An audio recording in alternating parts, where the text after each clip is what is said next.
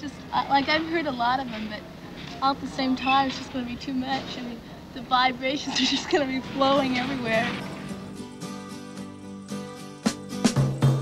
The performances that came out of Monterey that really changed careers, but also were so influential they actually changed kind of popular music culture in the late 1960s.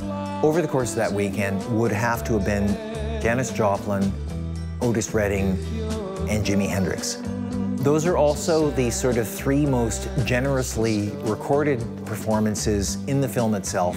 And in the case of both the Otis Redding set and the Hendrix set, by that point in the weekend, it was later in the weekend, Pennebaker was recording entire sets. So those two sets exist in their entirety. What is amazing about the Janis Joplin performance, and if you watch that, watch very closely, the way that Pennebaker is cutting between the performance and the reaction in the audience. And there's one amazing shot of Cass Elliot of the Mamas and the Papas watching Janis Joplin perform, and she's slack-jawed. She can't believe what she is watching, and the only word, and you don't have to hear it, I can't remember if we do or not, but you can sort of see it, is she says, "Wow," over Joplin's performance. Am I right? The interesting thing about Otis Redding was, Otis Redding was a more or less pretty classical soul belter for the time, an enormously gifted one, but the kind of music he was playing would seem to be inconsistent with a lot of the more kind of psychedelic or pop or rock music, largely white, that was being performed over the context of the weekend. But what he brought to it was a vocal performance that is absolutely astounding.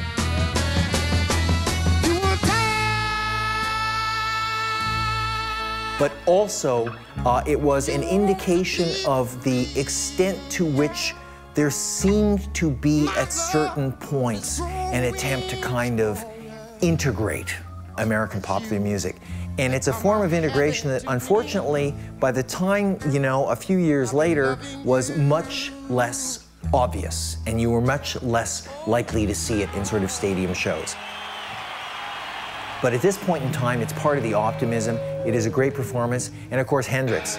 Hendrix, what can you say? I mean, Hendrix at Monterey was already a star in England because he'd given up not getting much of a response for his work in the United States. He'd gone to England.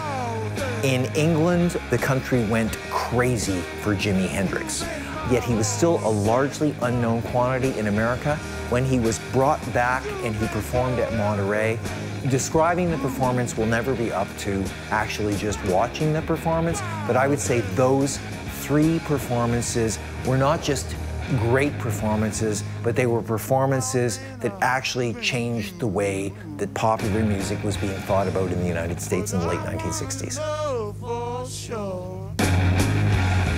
Come on, I'll suck it to me one time.